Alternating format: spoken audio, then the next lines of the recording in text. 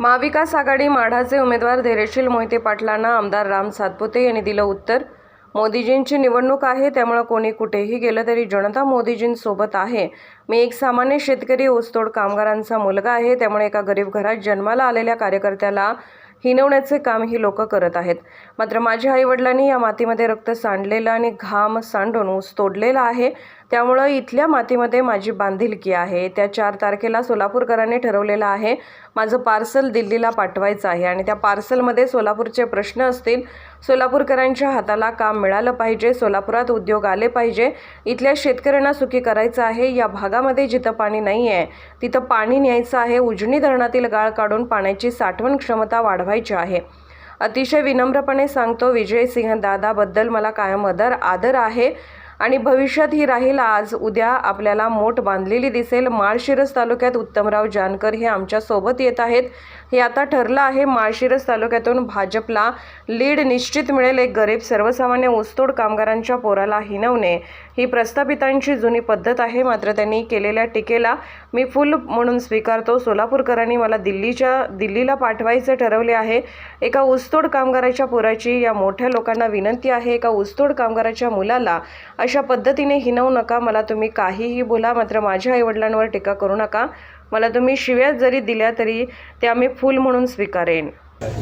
ही मोदीजींची निवडणूक आहे आणि मोदीजींच्या निवडणुकीमध्ये असं व्हायला नको होतं, परंतु मला असं वाटतं की नरेंद्रजी मोदी यांची निवडणूक असल्यामुळे कुणी कुठेही गेलं तर जनता नरेंद्रजी मोदी यांच्यासोबत आहे, भारतीय जनता पार्टीसोबत आहे, महायुतीसोबत आहे। त्यामुळं निश्चित येत्या काळामध्ये आपल्याला 4 तारखेला दिसेल की जनता कोणाच्या सोबत आहे। धैर्यशील मोहिते पाटलांनी आपल्यावरती टीका केलेली आहे की बीडचं पार्सल आणि बीडला पाठवून दादांच्या सांगण्यावरून आम्ही एका रात्रीत तुम्हाला निवडून आणलेलं होतं आणि एका रात्रीत आम्हाला तुम्हाला परत पाठवण्याची धमक आमच्यात आहे, अशा पद्धतीने टीका करत त्यांना काय उत्तर असतं? नाही, निश्चित एक सामान्य शेतकऱ्याचा मुलगा आहे, एका ऊसतोड कामगाराचा मुलगा आहे। त्यामुळं एका गरीब घरात जन्माला आलेल्या कार्यकर्त्याला अशा पद्धतीने हिणवायचं काम हे लोक करतात। परंतु माझ्या आईवडिलांना या मातीमध्ये रक्त सांडलेलं आहे, या सोलापूर जिल्ह्यामध्ये घाम सांडलेला आहे। माझ्या आईवडिलांनी ऊस तोडलेला आहे। पहाटे 3 वाजल्यापासून दिवसभर या ठिकाणी ऊस तोडायचं काम केलं आहे। त्यामुळे इथल्या मातीमध्ये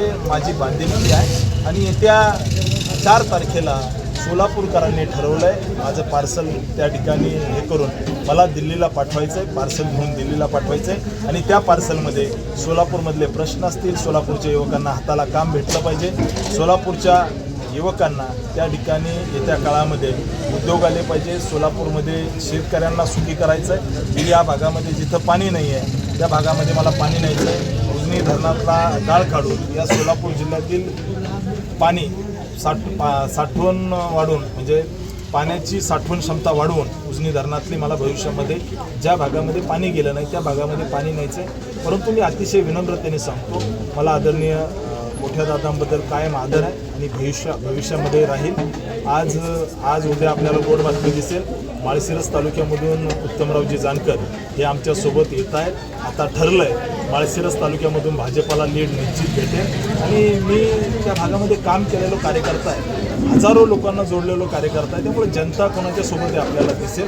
परंतु एका गरिबाच्या पोराला, शेतकऱ्याच्या पोराला, सामान्य ऊसतोड कामगाराच्या मुलाला हिणवणं ही प्रस्थापितांची जुनी पद्धत आहे। परंतु त्यांनी केलेल्या टीकेला मी फुलं म्हणून माझ्यावरती घेतो। परंतु निश्चित सांगतो, सोलापूरकरांनी मला दिल्लीला पाठवायचं ठरवलं। ही एका ऊसतोड कामगाराची विनंती आहे सगळ्या ह्या मोठ्या लोकांना की ऊसतोड कामगाराच्या मुलाला अशा पद्धतीने हिणवू नका। मला तुम्ही काहीही बोला, माझ्या आईवडिलांवर टीका करू नका। अतिशय गरीब परिवारातून, ऊसतोड कामगाराच्या कुटुंबातून, संघर्षातून इथपर्यंत आलो आहे। मला तुम्ही शिव्या जरी दिल्या तरी त्या शिवाय मी फुलं म्हणून घेईल, एवढंच आपल्याला सांगतो।